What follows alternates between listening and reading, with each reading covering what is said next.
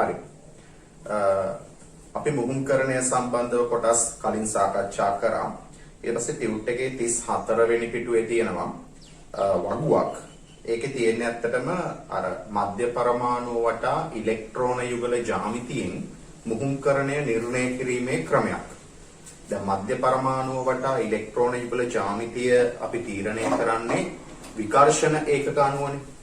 දැන් උදාහරණයක් විදිහට CH4 කියන අණුව ගත්තොත් මෙයාගේ එකසර නැතුව බන්ධන හතරක් තියෙනවා.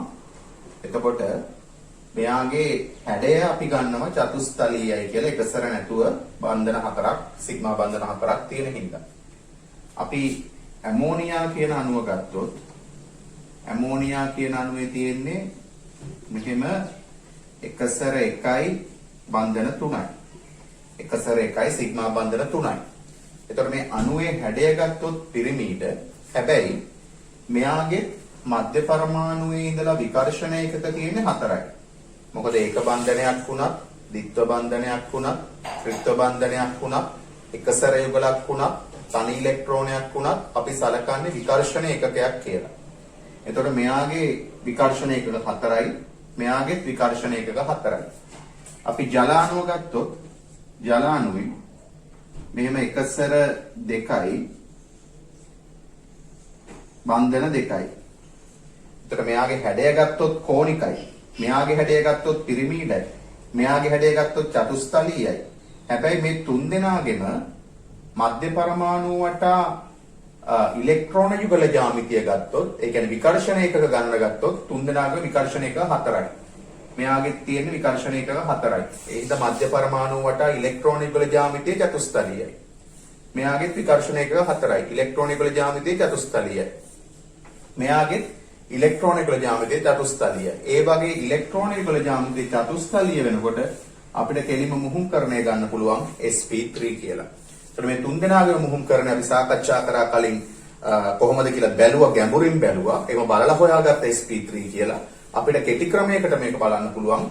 ඉලෙක්ට්‍රෝන යුගල ජ්‍යාමිතිය මධ්‍ය පරමාණු වටා චතුස්තලීය වුණොත් මුහුම්කරණය sp3 වෙනවා. හරිනේ? එතකොට මේ වගුවේ තියෙනවා බලන්න. මධ්‍ය පරමාණු වටා ඉලෙක්ට්‍රෝන යුගල ජ්‍යාමිතිය රේඛීය වුණොත් මුහුම්කරණය sp. උදාහරණ විදිහට BeCl2 වගේ අණු. ඒ වගේම මධ්‍ය පරමාණු වටා ඉලෙක්ට්‍රෝන යුගල ජ්‍යාමිතිය තලීය ත්‍රිකෝණාකාර වුණොත්, විකර්ෂණ ඒකක 3ක් තිබුණොත් මුහුම්කරණය sp2. ඒ වගේම චතුස්තලීය වුණොත් මුහුම්කරණය sp3. ඒ වගේම ත්‍රියානති ද්විපිරිමීඩාකාර වුණොත් මධ්‍ය පරමාණු වටා ඉලෙක්ට්‍රෝන යුගල ජ්‍යාමිතිය sp3d. ඒ විදිහට අෂ්ටතලීය වුණොත් මධ්‍ය පරමාණු වටා ඉලෙක්ට්‍රෝන යුගල ජ්‍යාමිතිය sp3d2. අන්න ඒ ටික සාරාංශගත කරලා තියෙනවා වගුවේ. පැහැදිලි දැන් එතකොට ඔයාලට කෙටි ක්‍රමයකට අපිට හොයාගන්න පුළුවන් මධ්‍ය පරමාණු වටා ඉලෙක්ට්‍රෝන යුගල ජ්‍යාමිතිය බලලා කොහොමද ඉලෙක්ට්‍රෝන යුගල ජ්‍යාමිතිය බලන්නේ විකර්ෂණ ඒකක ගණන බලලා ඒ අනුව අපිට හොයාගන්න පුළුවන් මුහුම්කරණය මොකක්ද කියලා. රයිට්. අපි දැන් යනවා අලුත්ම කොටසකට, වැදගත් කොටසක්, ප්‍රශ්න බහුල වෙන කොටසක්. හොඳින් තේරුම් ගන්න මේ කොටස සංප්‍රයුක්ත ව්‍යුහ.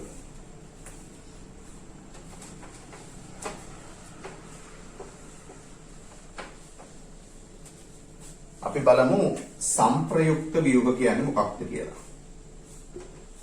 සංප්‍රයුක්ත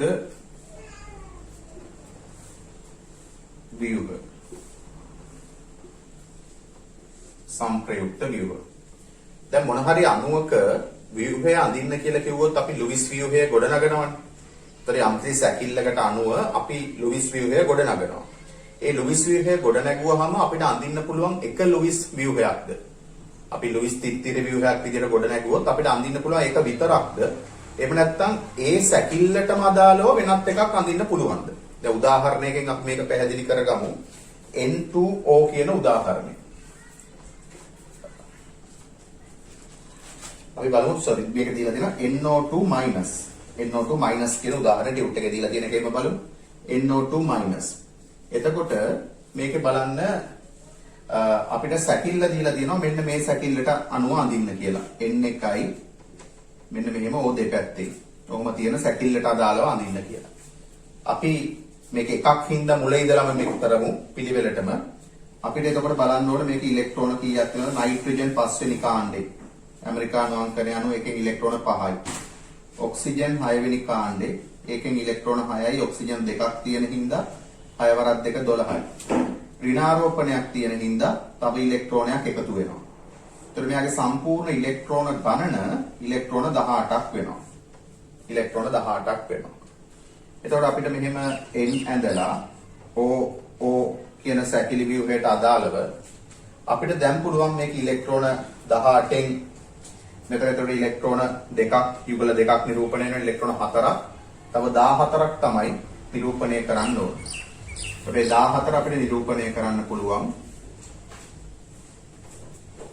14 එතකොට 12යි 10යි තව 8ක් දාන්න ඕන.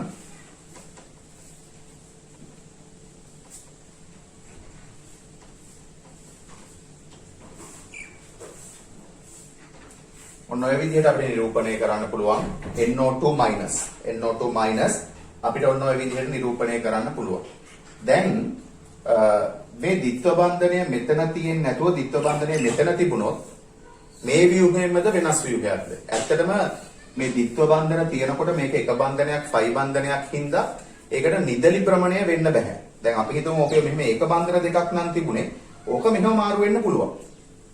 එක ගැටලුවක් නෑ ව්‍යුහයම තමයි. හැබැයි ද්විත්ව බන්ධනයක් එක පැත්තක තියෙනකොට එහෙම දැන් මේ පැත්තේ ද්විත්ව බන්ධනයක් නේ තියෙන්නේ. මේ පැත්තේ එක බන්ධනයක් නේ තියෙන්නේ.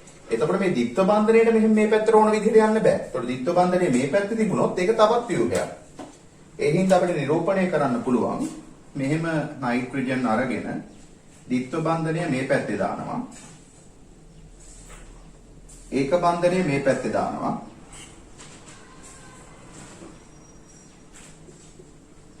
මෙතන එකසර යුගලයි. අන්න ඔය වගේ එකම ව්‍යුහයට එකම පොදු සැකිල්ලට අඳින්න පුළුවන් වෙනස් ව්‍යුහවලට තමයි අපි සංප්‍රයුක්ත ව්‍යුහ කියලා කියන්නේ. හැබැයි මෙයාගේ සත්‍ය ව්‍යුහය ගත්තොත් ඔය ව්‍යුහ දෙකෙන් එකක්වත් නෙමෙයි. ඔයිට වඩා ශක්තිය අඩු ස්ථායි ව්‍යුහයක් තමයි එයාගේ සත්‍ය ව්‍යුහය වෙන්නේ. නමුත් සංප්‍රයුක්ත ව්‍යුහ කියලා අපි මේ සැකිල්ලට අදාළව මෙහෙම ව්‍යුහ ගොඩ නගනවා. මේ දෙකම දිහා බලලා අපිට සංප්‍රයුක්ත මුහුම කියලා මේකේ ව්‍යුහයක් ගොඩනගන්න පුළුවන්. අපි උදාහරණ වලදී බලමු සංප්‍රයුක්ත ව්‍යුහ සහ සංප්‍රයුක්ත මුහුම ගොඩනගන ආකාරය. හරි. ටියුට් එකේ තියෙනවා උදාහරණ 36 වෙනි පිටුවේ උදාහරණ 19ක්. අපි උදාහරණ 19ම බලමු.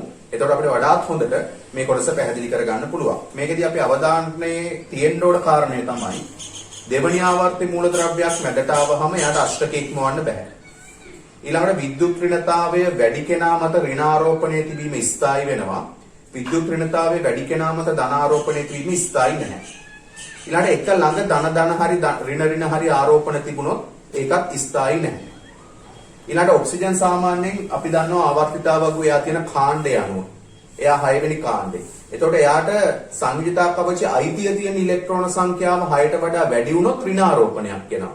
දැන් බලන්න මෙතන මෙයාගේ ඉලෙක්ට්‍රෝන 2යි 4යි. මේ බන්ධනයේ ඉලෙක්ට්‍රෝන 4ක් තියෙනවා. ඒ 4ෙන් දෙකක් දැම්මේ මෙයා, දෙකක් දැම්මේ මෙයා. එතකොට මෙයාට අයිතිය තියෙන ඉලෙක්ට්‍රෝන 6ක. මෙයාගේ සංයුතාපච 8ක් තියෙනවා. 8ෙන් ඇත්තම අයිතිය තියෙන මෙයාගේ 6ක. සාමාන්‍ය අවස්ථාවෙත් මෙයාගේ 6ක් තියෙනවානේ. ඒ හින්දා මෙතෙන්ට ආරෝපණයක් දෙන්නේ නැහැ. මෙතන බලන්න 2යි 4යි 6යි මේ බන්ධනයෙන් 1යි 7යි. ඒතකොට සාමාන්‍ය අවස්ථාවේ යාගේ ඉලෙක්ට්‍රෝන 6යි, මෙතන ඉලෙක්ට්‍රෝන 7ක් තියෙනවා. ඒතකොට 7ක් තියෙන හින්දා අපි යාට ඍණාරෝපණයක් දෙනවා. ඔන්න ඔය විදිහට තමයි අපි සංප්‍රයුක්ත ව්‍යුහ ගොඩ නැගිය යුත්තේ. අපි බලමු දැන් ටියුට් එකේ 36 වෙනි පිටුවේ තියෙන පළවෙනි උදාහරණය ඉඳලා.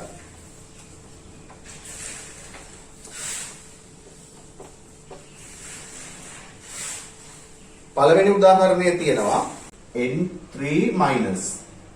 මේ N3 minus කියලා කියන්නේ A side කියන අයනය. ඒතර A side අයනයට අඳින්න පුළුවන් සංප්‍රයුක්ත ව්‍යුහ මොනවද කියලා අපි බලමු. මෙන්න මේ සැකිල්ලට අදාළව. මෙන්න මෙහෙම තියෙන මේ සැකිල්ලට අදාළව අඳින්න පුළුවන් සංප්‍රයුක්ත ව්‍යුහ මොනවද කියලා බලමු. එතකොට නයිට්‍රජන් මධ්‍ය පරමාණු විදිහටත් තියෙන්නේ, ආන්තික පරමාණු විදිහටත් නයිට්‍රජන් තියෙන්නේ. ඒතකොට නයිට්‍රජන් සාමාන්‍යයෙන් ත්‍රිත්ව බන්ධනයක් ගොඩ නැගෙන හින්දා අපි ඔහොම ත්‍රිත්ව බන්ධනයක් දැම්මොත් මෙයාගේ සම්පූර්ණයෙන් අපිට ඉලෙක්ට්‍රෝන විදිහට ගන්න පුළුවන් 5 වරක් 3 15 1යි 16ක්. ඒ 16න් මේ 4ට 8ක් ගියහම තව ඉලෙක්ට්‍රෝන 8ක් ඉතුරු වෙනවා. එතකොට යුගල් විදිහට නිරූපණය කරන්න පුළුවන් එකක් නිරූපණය කරාම තව ඉලෙක්ට්‍රෝන 6ක්.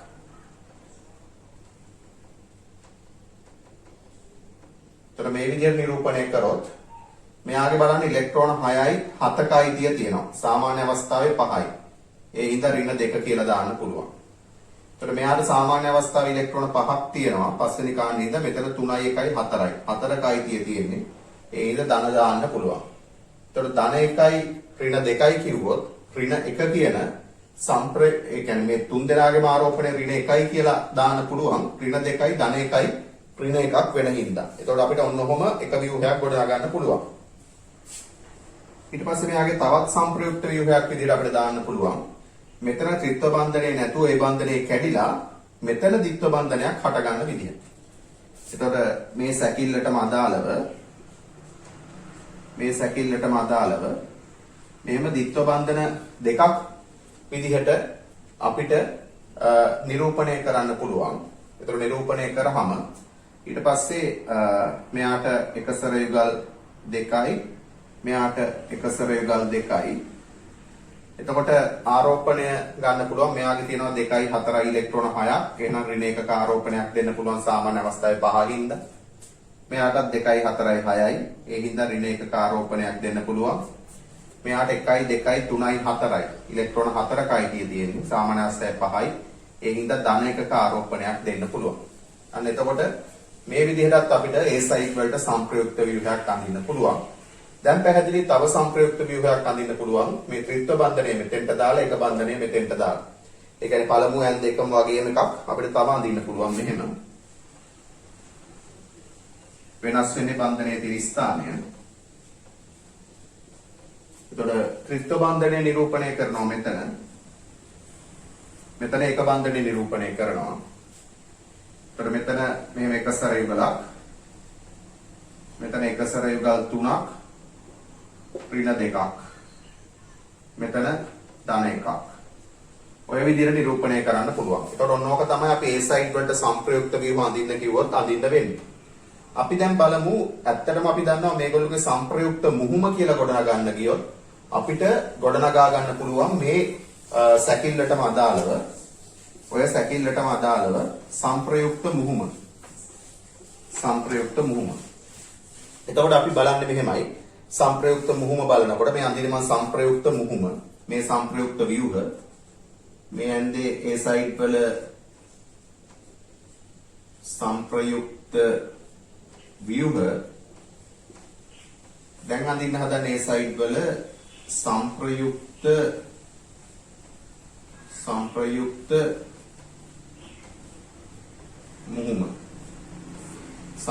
මුහුම. එතකොට මෙතෙන්දී බලන්න දැන් බන්ධන අඳින විදිය මේ සැකිල්ලට ඇඳා. බලන්න මේ අවස්ථාවේ බන්ධන 3යි. මේ දෙක අතර මේ අවස්ථාවේ බන්ධන 3යි. මේ අවස්ථාවේ බන්ධන 2යි. මේ අවස්ථාවේ බන්ධන 1යි. එතකොට ඔක්කොම එකතු කරොත් අපි බන්ධන 3යි 2යි 5යි 1යි 6යි. අවස්ථා 3යි බන්ධන 6යි. එහෙනම් 6 බෙදීම 3. එතකොට අපිට බන්ධන දෙකක් විදිහට ඉදිරිපත් කරන්න ඕන සංප්‍රයුක්ත මුහුමේ. අපි සාමාන්‍යයෙන් බන්ධන දෙක ඉදිරිපත් කරන්නේ තනියරකින් එකක් ඉදිරිපත් කරනවා.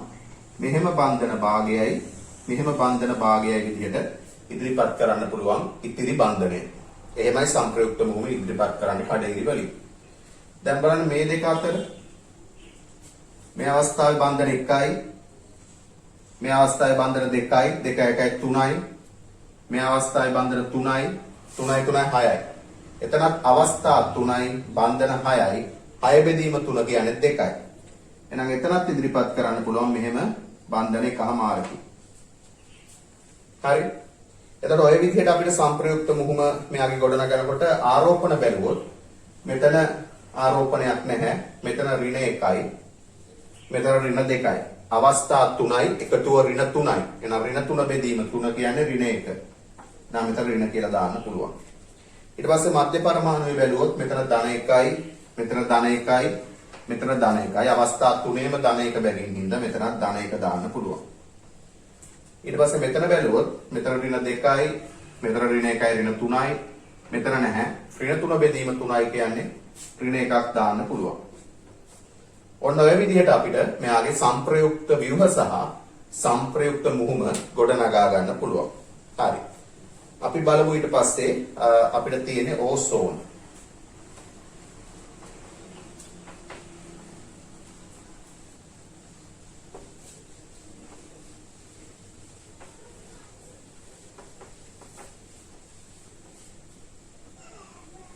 ඕසෝන් කියන්නේ O3.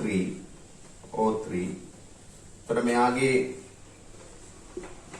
මෙන්න මේ සැකිල්ලට අදාළව අපි සංප්‍රයුක්ත ව්‍යුහය ඇන්දොත් මෙන්න ඔක්සිජන් මෙහෙම ද්විත්ව බන්ධනයයි මෙහෙම ද්විත්ව බන්ධනයයි දාලා මෙහෙම යුගලක් දාන්න බෑ. මොකද මෙයා තුන්වෙනි ආවර්ත නෙමෙයි දෙවෙනි ආවර්තේ හින්දා අෂ්ටකයේ ඉක්මවා යන්න බෑ. අපි කලින් මේක ඇඳලා තියෙනවා. එතකොට අපි ඇඳේ මේ විදිහට මෙතන දායක බන්ධනයක් විදිහට නිරූපණය කරේ. මෙයා දීපු හින්දා ධන, මෙයා ගණිපු හින්දා ඍණ. එතකොට මෙයාගේ අපි නිරූපණය කරන්න වෙනවා එක සැර යුගල් 3ක්. ඍණාරෝපණයේ ඉඳ එක සැර යුගල් 3ක්. මෙතන නිරූපණය කරනවා එක සැර යුගල් 2ක්. හරි. දැන් මේකෙන් අපිට අඳින්න පුළුවන් තව සංප්‍රයුක්ත ව්‍යුහයක් මෙහෙම. මෙහෙම ඔක්සිජන් නැන්දා මේ පැත්තට ඒක බන්ධනය, මේ පැත්තට ද්විත්ව බන්ධනය. ද්විත්ව බන්ධනයේ තියෙන ඔක්සිජන් මත එක සැර යුගල් 2යි. මේක බන්ධනයේ තියෙන එක මත එක සැර යුගල් 3යි. මධ්‍ය ඔක්සිජන් පරමාණුවේ එක සැර යුගල් 1යි. ඔන්න ඔය විදිහට නිරූපණය කරන්න පුළුවන්. දැන් මේකෙත් අපි සංප්‍රයුක්ත මුහුම ඇන්දොත් මේ සැකිල්ලටම අදාළව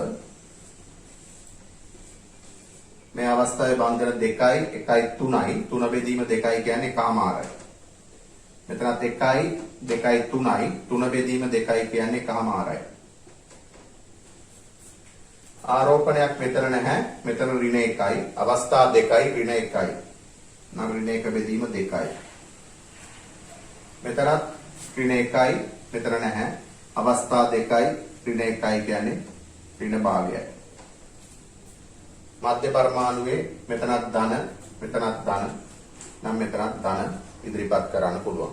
ඔන්න ඔය විදිහට අපිට සංප්‍රයුක්ත මුහුම ඉදිරිපත් කරන්න පුළුවන් O3 වල. ඊට පස්සේ අපිට තියෙන්නේ NO2- ඒක අපි කලින් ඇන්දා.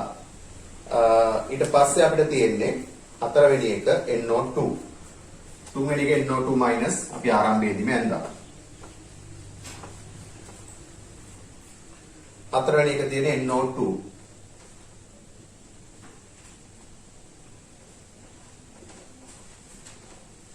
Nitrogen dioxide. तो මේකේ මෙන්න මේ සැකිල්ලට අදාළව අපි අඳිමු. මේ සැකිල්ලට අදාළව ඇඳොත් මෙන්න නයිට්‍රජන්, ඔක්සිජන්, මෙහෙට ද්විත්ව බන්ධනයක්, මෙහෙට දායක බන්ධනයක්. ඒතකොට ඉලෙක්ට්‍රෝන 2යි මෙතන 2යි 4යි එක ඉලෙක්ට්‍රෝනයයි මෙයාගේ ඉතුරු වෙන්නේ. මෙයාගේ ඍණාරෝපණයත් එක්ක එක සැර යුගල් 3ක් විදිහට නිරූපණය කරන්න පුළුවන්. අපි ලොවිස්ටික් ව්‍යුහවල මේවා ගන්න මූලික ටික ඔක්කොම උගන්වලා තියෙනවා. හරි. මේ මූලික දැනුම නැත්නම් මේ වීඩියෝ එක බලන්න. හරි. එතකොට ඔය විදිහට ඉදිරිපත් කරන්න පුළුවන්. ඕකේ තවත් සංප්‍රයුක්ත ව්‍යුහයක් ඉදිරිපත් කරන්න පුළුවන්. NO2 වල ඔය ඔතන තියෙන ස්ථාන දෙක ද්විත්ව බන්ධනයේ මේ පැත්තට දාලා මාරු කරනවා. මෙහෙම එන්න අඳිනවා. මෙතෙන්ට ද්විත්ව බන්ධන. මෙතෙන්ට ඒක බන්ධන. මෙතෙන්ට එක සැර යුගල 2යි.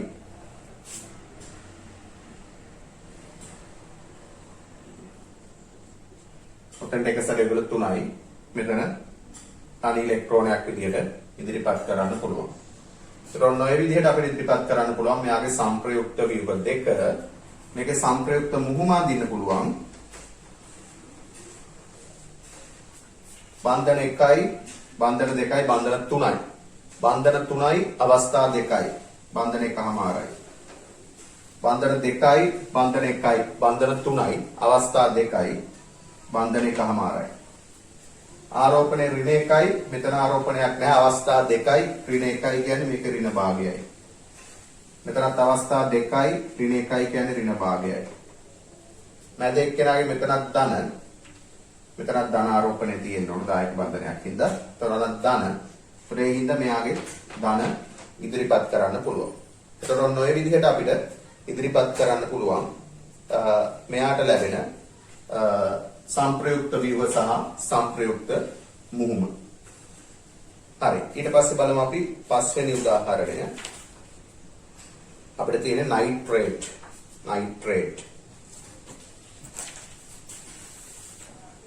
NO3-.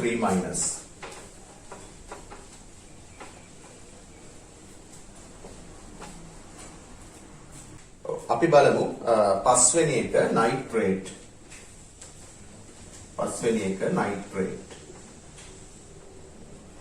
NO3-. ඔක හැදෙන්නේ HNO3 වලින්. HNO3 වල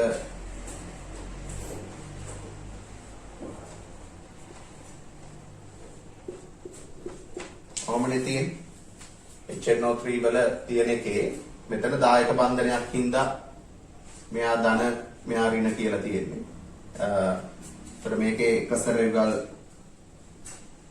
2යි මෙයාගේ එකසරයුගල් 3යි. මෙතන ඔක්සිජන් සහ හයිඩ්‍රජන් අතර විද්‍යුත් ඍණතා වෙනසක් තියෙන හින්දා බන්ධනයේ තියෙන ඉලෙක්ට්‍රෝන අර දාලා H යනවා H ධන විදිහට ඒ ඉලෙක්ට්‍රෝන ඔක්සිජන් ගන්නවා. අරගෙන තමයි එයා O ඍණ වෙන්නේ. ඒකට මෙයාට මෙන්න මේ විදිහට අපිට එකසරයුගල් 3කින් නිරූපණය කරන්න පුළුවන්. අපි ගත්තොත් මේක එතකොට සංප්‍රයුක්ත ව්‍යුහ අඳින්න පුළුවන් අපිට. මෙයාගේ තියෙන මේ ද්විත්ව බන්ධනයේ තියෙන ස්ථාන වෙනස් කරලා. අපිට මෙහෙම අඳින්න පුළුවන්. මෙතෙන්ට දාන්න පුළුවන් ද්විත්ව බන්ධනය.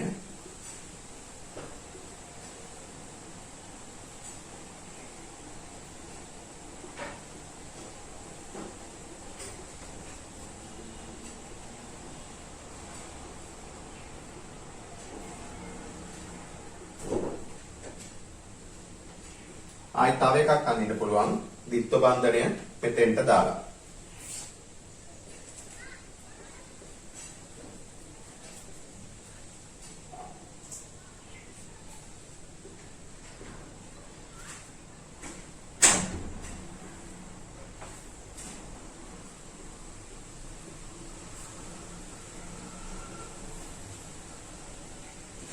හරි.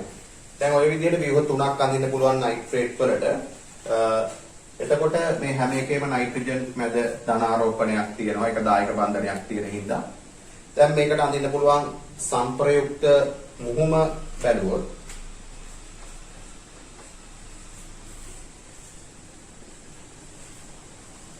බන්ධන 2යි 1යි 3යි 1යි 4යි. අවස්ථා 3යි බන්ධන 4යි. එතකොට එක අවස්ථාවක් 4 බෙදීම 3යි කියන්නේ 1යි 3න් 1යි.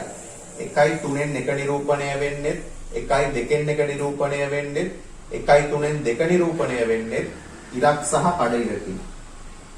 බන්ධන 1යි භාගයක් වුණත් බන්ධන 1යි 3න් එකක් වුණත් 1යි 4න් එකක් වුණත් 1යි 4න් 3න් වුණත් අපිට ඉදිරිපත් කරන්න වෙන්නේ ඉරක් සහ කඩඉරකින්. මේ අවස්ථාවෙත් 1යි 2යි 4යි. බන්ධන 4යි අවස්ථා 3යි. 4 බෙදීම 3 1යි 3න් 1යි. ඔය විදිහට ඉදිරිපත් කරනවා. මෙතනත් 1යි 2යි 3යි 1යි 4යි. අවස්ථා 3යි බන්ධන 4යි 1යි 3න් 1යි. මොම ඉදිරිපත් කරනවා. බලන්න ආරෝපණ. මෙතන ආරෝපණයක් නැහැ. මෙතන ඍණ 1යි මෙතන ඍණ 1යි. ඒතකොට ඍණ 2 බෙදීම 3යි. අවස්ථා 3යි ඍණ 2ක් හින්දා. මෙතන බලන්න ඍණ 1යි ඍණ 2යි මෙතන ආරෝපණයක් නැහැ. ඍණ 2 බෙදීම 3යි. මෙහාගේ බලන්න ඍණ 1යි ආරෝපණයක් නැහැ ඍණ 1යි අවස්ථා 3යි ඍණ 2යි ඍණ 2 බෙදීම 3යි. මැද එක්කෙනාගේ මෙතනත් ධන මෙතනත් ධන ධන ආරෝපණයක් දාන්න පුළුවන්. ඔය විදිහට අපිට මේගොල්ලෝගේ සංප්‍රයුක්ත මුහුම ගොඩනගා ගන්න පුළුවන් නයිට්‍රේට් වල.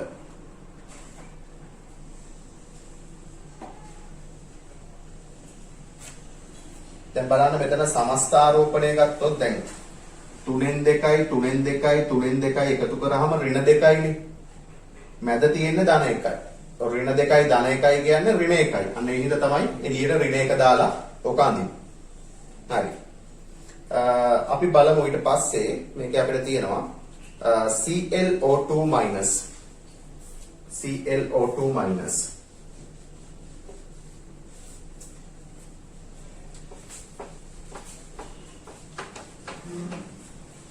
හයවෙනි එක ටියුට් එකේ නිවැරදි කරගන්න Cl2 minus කියලා තියෙන එක ClO2 minus වෙන්න ඕන. ClO2 minus. ClO2 minus. හරි. අපි බලමු ClO2 minus කොහොමද අදින්නේ කියලා. එතකොට මේක හැත්තෙන්නේ HClO2 වලින්. Cl නම් තුන්වෙනි ආවර්තයේ ඉඳ අෂ්ටක ඉක්මවා යන්න පුළුවන්. එතකොට මෙයාගේ මෙහෙම OH තියෙනවා. මෙහෙම ද්විත්ව බන්ධන O එකක් තියෙනවා. ද්විත්ව බන්ධන O එකක් තියෙනවා. එතකොට මෙතන මෙයාගේ ඉලෙක්ට්‍රෝන 7න් 3ක් නේ බන්ධන වලට ගිහින් තියෙන්නේ. තව එක සැරේ වල දෙකක් තියෙනවා. කොහොමයි තියෙන්නේ. එතකොට මේකේ මේ දෙක අතර විද්‍යුත් ඍණතාව වෙනස හින්දා මෙයා ඒ බන්ධනයේ තියෙන ඉලෙක්ට්‍රෝන දාලා H ධන විදිහට ගැලවෙනවා. එතකොට මෙයා O ඍණ වෙනවා. O ඍණ වෙනවා. හරි. දැන් එනම් ඔයාලට පහසුයි මේකට මේ ද්විත්ව බන්ධනය මෙතෙන්ට දාලා තව සංප්‍රයුක්ත ව්‍යුහයක් අඳින්න පුළුවන්. ඊට පස්සේ සංප්‍රයුක්ත මුහුම ගොඩනගා ගන්න පුළුවන්. ඊට පස්සේ බලන්න 7 වෙනි එක ClO3 minus ClO3 minus මේක හැදෙන්නේ HClO3 වලින් Cl එකයි OH ද්විත්ව බන්ධන O ද්විත්ව බන්ධන O මෙතන එක සැර එකයි. එතකොට මේක කැඩෙනවා H ධන කියලා. එතකොට මේක O ඍණ වෙනවා. මේක O ඍණ වෙනවා.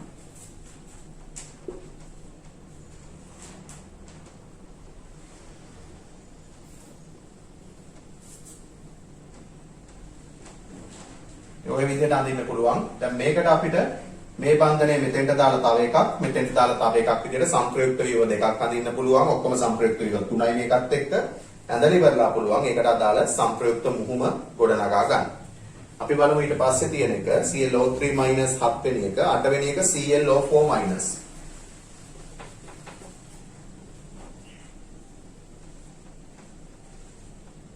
ClO4 minus. ඕක හැදෙන්නේ HClO4 වලින්.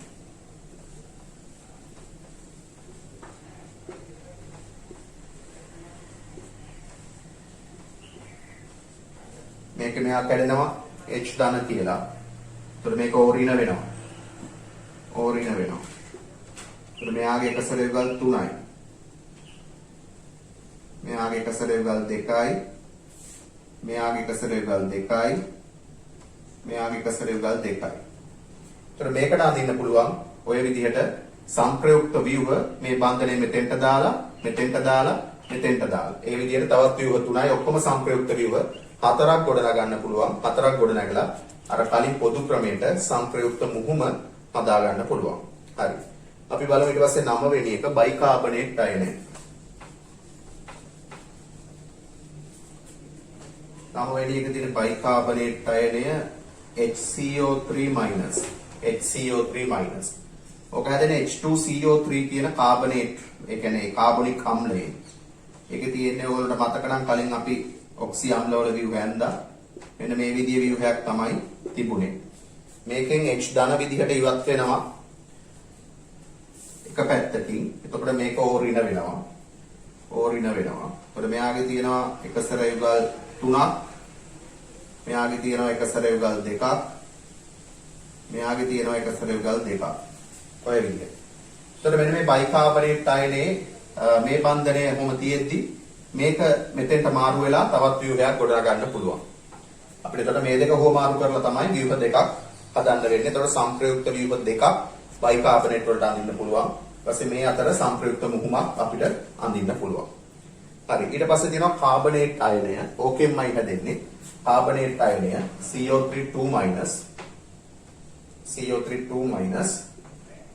ටියුට් එකේ අංක 10. එතකොට එතන වෙන්නේ මේකත් H ධන විදිහට කැඩෙන එක. එතකොට මේ ඉලෙක්ට්‍රෝනත් මෙයාට දීලා යන්නේ.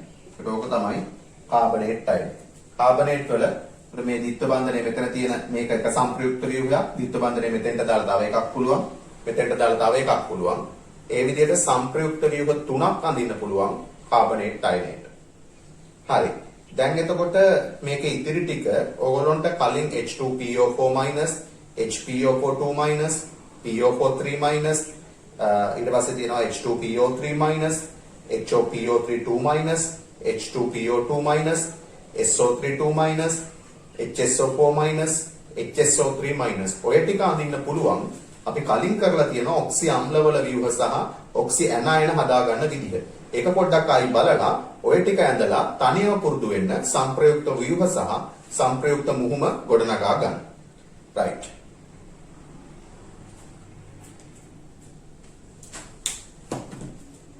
හරි වලසු. ඉවරයි.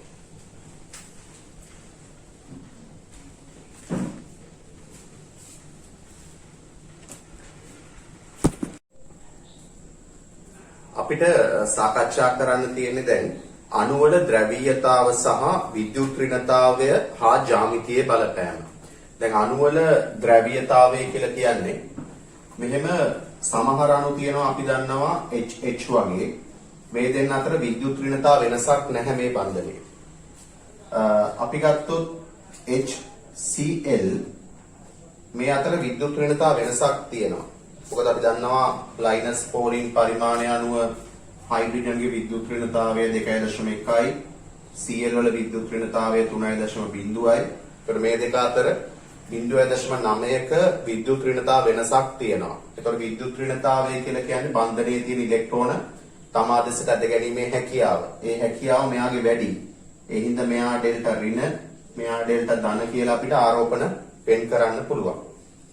අපි HF වගේ අණුවක් සැලකුවොත් HF බන්ධනය සැලකුවොත් මෙතෙන්දී හයිඩ්‍රජන්ගේ විද්‍යුත් ඍණතාවය 2.1යි ෆ්ලෝරින්ගේ විද්‍යුත් ඍණතාවය 4.0යි. ඒතර පේනවා මේ දෙන්න අතර මේ අවස්ථාවට වඩා විද්‍යුත් ඍණතා වෙනස වැඩි. මෙතන විද්‍යුත් ඍණතා වෙනස 0.9යි. මෙතන විද්‍යුත් ඍණතා වෙනස 1.9යි. එතකොට මෙතන ආරෝපණවල බෙදීම වැඩි. ආරෝපණ ප්‍රමාණය වැඩි. අන්න ඒ වගේ බන්ධන ද්‍රවීය ඒවා කියලා අපිට මේ වගේ විද්‍යුත් ඍණතා වෙනසක් තියෙන ඒවා හඳුන්වන්න පුළුවන්. හැබැයි සමහර වෙලාවට බන්ධනයක් ද්‍රවීය වුණාට අණුව නිර්ද්‍රවීය වෙනවා. බන්ධනය ද්‍රවීය වුණාට අණුව සැලකුවහම නිර්ද්‍රවීය වෙන්න පුළුවන්. උදාහරණයක් විදිහට කාබන් ඩයොක්සයිඩ්. දැන් අපි මෙහෙම ද්විත්ව බන්ධන දෙකකින් කාබන් ඩයොක්සයිඩ් අණුව අඳිනවා. අපි දන්නවා කාබන් වල විද්‍යුත් ඍණතාවය 2.5යි ඔක්සිජන් වල විද්‍යුත් ඍණතාවය ලයිනස් පෝලින් පරිමාණය අනුව 3.5යි 3.5යි. එතකොට මේ විද්‍යුත් ඍණතා වෙනස හින්දා මේ බන්ධනය ද්‍රවීය වෙනවා. එතකොට මෙයා ඍණ මෙයා ධන. එතකොට මේ බන්ධනයේ තියෙන ඉලෙක්ට්‍රෝන මේ පැත්තට ඇදිලා යනවා කියලා හිතන්න. මේ බන්ධනයේත් ඒ විදිහටම මෙයා ඍණ මෙයා ධන හින්දා මේ විද්‍යුත් ඍණතා වෙනසම තියෙන හින්දා මේ බන්ධනයේත් ඒ විදිහටම ද්‍රවීය වෙනවා. එතකොට මේක සම්පූර්ණ අපි අණුව සැලකුවම මේ පැත්තට ඇදෙන බලයයි මේ පැත්තට ඇදෙන බලයයි සමාන වුණොත් මොකද වෙන්නේ? සංප්‍රයුක්තය බිඳුවක් වෙනවා. එතකොට සම්පූර්ණ අණුව සැලකුවම නිර්ද්‍රවීයයි කියලා සලකන්න පුළුවන්. මේ බන්ධනය වෙනම ගත්තොත් ද්‍රවීයයි මේ බන්ධනය වෙනම ගත්තොත් ද්‍රවීයයි. ඒ විදිහට බන්ධන ද්‍රවීය වුණාට අණුව නිර්ද්‍රවීය වෙන්න පුළුවන්. එතකොට ද්විද්‍රව ගූර්ණය කියලා සංකල්පයක් තියෙනවා. ද්විද්‍රව ගූර්ණය ඔය ටියුට් එකේ බලන්න 36 වෙනි පිටුවේ ද්විද්‍රව ගූර්ණය කියලා කියන්නේ බන්ධනයක ද්‍රව්‍යතාවය මැනීමේ මිනුමක්. එතකොට බන්ධනයක ද්විද්‍රව ගූර්ණය කියලා ඔය විදිහට අපි අර ඩෙල්ටා ධන ඩෙල්ටා ඍණ කියලා ආරෝපණ වලට වෙන් කරාම අනේ ආරෝපණ ප්‍රමාණය බන්ධනයේ දිගෙන් වැඩි කරනවා. ඒතර බන්ධනයේ දිග මීටර් වලින් අරගෙන ආරෝපණ ප්‍රමාණය කූලොම් වලින් ගත්තහම කූලොම් මීටර් වලින් ද්විද්‍රව ගූර්ණය එනවා. ඔන්න ඔතෙන්දිත් අපි සලකන්න ඕන වැදගත් දෙයක් තියෙනවා. ද්විද්‍රව ගූර්ණය කියන එකක් තිබුණොත් අණුවකට ඒ බන්ධනයට අපි කියනවා ද්‍රවීයයි කියලා. ද්විද්‍රව ගූර්ණයක් නැති වුණොත් බන්ධනයේ අණුවකට අපි ඒකට කියනවා නිර්ද්‍රවීයයි කියලා. දැන් බන්ධනය ද්‍රවීය වුණාට අණුවක බන්ධන සියල්ලම සලකලා සංප්‍රයුක්තය සැලකුවාම සංප්‍රයුක්ත ද්විද්‍රව ගූර්ණය ශූන්‍යයක් වෙන්න පුළුවන්. දැන් උදාහරණයක් විදිහට මෙහෙම CO2 මේ බන්ධන ද්‍රවීයයි නමුත් මේ රේඛීය සමමිතික අණුවක් හින්දා මේකේ සංප්‍රයුක්ත ද්විද්‍රව ගූර්ණය බිඳුවයි. BeCl2 රේඛීය සමමිතික අණුවක්. බන්ධන ද්‍රව්‍යයයි මේ අණුව සැලකුවාම සංප්‍රයුක්ත දීර්ඝගූර්ණය ශූන්‍යයි. අපි තලීය සමමිතික අණුවක් විදිහට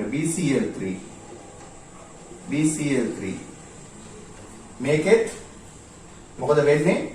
මේ බන්ධන ද්‍රව්‍ය වෙනවා. නමුත් අපි මේකේ සංප්‍රයුක්ත ද්විධර්වගූර්ණය බැලුවොත් සංප්‍රයුක්ත ද්විධර්වගූර්ණය ශූන්‍යයක් වෙනවා. විද්‍යුත් ඍණතාවයේ වැඩි පරමාණුව දෙසට අපි ඊතලයේ නිරූපණය කරලා සංප්‍රයුක්තය බැලුවොත් ඒ සංප්‍රයුක්ත ද්විධර්වගූර්ණය බිඳුවක් වෙනවා. මෙතන තියෙනවා සමස්ත අණුවේ ද්විධර්වගූර්ණය සලකන විට එක් එක් බන්ධනයේ ද්විධර්වගූර්ණයේ දෛශික සංප්‍රයුක්තය අර ෆිසික්ස් වල බල විභේදනය කරනවා වගේ දෛශික සංප්‍රයුක්තය ලෙස සැලකිය හැකිය. ඒ අණුව යම් අණුවක ද්‍රව්‍ය වුණත් ඒවායේ ද්විධර්වගූර්ණයේ දිශානත වීම අණුව එකිනෙක නිෂේධනය වීමෙන් සමස්ත අණුව නිර්ද්‍රව වී යන අවස්ථා ඇත. දැන් මෙතන අපි මෙතෙන්ට බැලුවොත් මේ පැත්තට තියෙන ගූර්ණයයි මේ පැත්තට ඇති වෙන ගූර්ණයයි මෙතන බැලුවොත් මේ දෙකින්ද මෙහෙට ඇති වෙන ගූර්ණයයි ඒ දෙක සමාන නම් මෙහෙට සමාන බලයකින් අදිනවා ඊට ප්‍රතිවිරුද්ධ දිශාවට ඊට සමාන බලයකින් අදිනවා සංප්‍රයුක්තය ශූන්‍යයක් වෙනවා. එතකොට මේ වගේ රේඛීය සමමිතික අණුවලත් සංප්‍රයුක්ත ද්විධර්වගූර්ණයේ බිඳුවයි තලීය සමමිතික අණුවලත් සංප්‍රයුක්ත ද්විධර්වගූර්ණයේ බිඳුවයි. අපි ගත්තොත් මෙහෙම චතුස්තලීය සමමිතික අණු CH4 මේක චතුස්තලීය සමමිතික අණුවක්. මේකෙත් සංප්‍රයුක්ත ද්විධර්වගූර්ණයේ බිඳුව වෙනවා බන්ධන ද්‍රව්‍ය වුණාට. ඒ වගේම අපි ගත්තොත් CCl4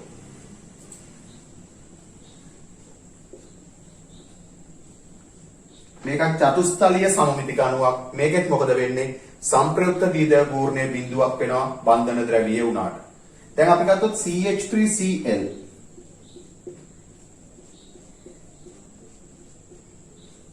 දැන් මේක චතුස්තලීය අණුවක්. හැබැයි සමමිතික නැහැ. මොකද ආන්තික පරමාණු හතරම සමාන නැහැ. 3ක් H එකක් Cl. මේ වගේ චතුස්තලීය වුණාට මේගොල්ලොන්ගේ සමමිතියක් නැහැනේ. අණු ඔක්කොම ඒ කියන්නේ පරමාණු ඔක්කොම සමාන නැහැනේ ආන්තික පරමාණු. ඒ වගේ චතුස්තලීය සමමිතික නොවන අණු වල සංප්‍රයුක්ත ද්විධර්වගූර්ණයේ බිඳුවක් වෙන්නේ නැහැ. එතකොට මේක ද්විධර්වගූර්ණයක් තියෙන අණුවක් විදිහට තමයි අපිට සලකන්න වෙන්නේ.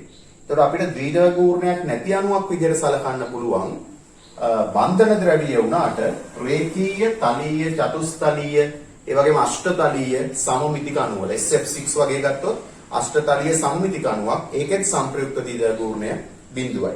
එතකොට ඊට පස්සේ අණු වල ද්‍රව්‍යතාවය කියලා පැහැදිලි කරලා තියෙනවා. යම් අණුවක සහසංයුජ බන්ධන එකක් හෝ වැඩි ගණනක් පැවතීමට ඉඩ ඇත. තවද අණුවක අඩංගු පරමාණු එකම මූලද්‍රව්‍යයට හෝ මූලද්‍රව්‍ය කිහිපයකට අයත් විය හැකිය. එතකොට අපි දැන් මෙන්න මෙහෙම උදාහරණයක් සැලකුවොත් ඇමෝනියා කියන අණුව බලන්න.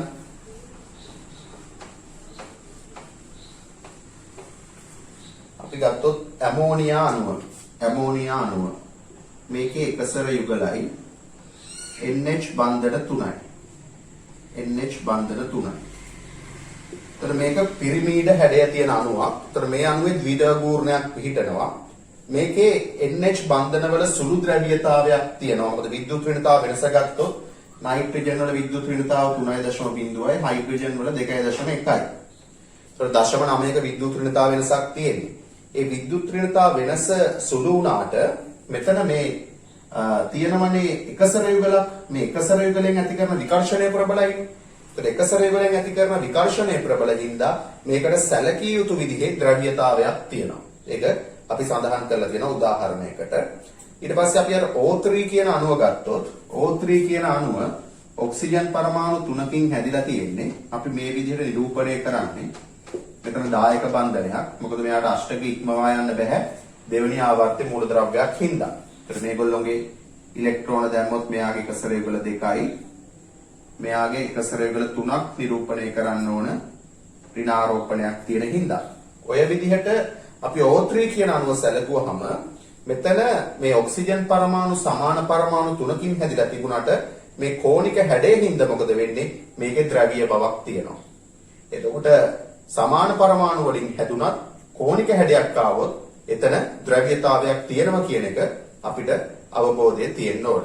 එහෙනම් අපි දැන් දන්නවා ද්විධර්වගූර්ණය කියන්නේ මොකක්ද? ද්විධර්වගූර්ණයේ ශූන්‍ය වෙන අවස්ථා මොනවද කියලා.